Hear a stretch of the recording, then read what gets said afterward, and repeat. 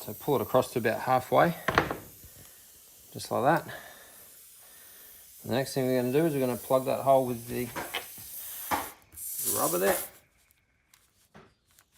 Just push it all the way in until you feel the needle go through, right through. Oh, it's a bit...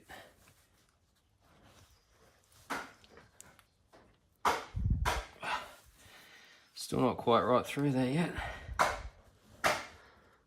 Oh, pretty hard, this one.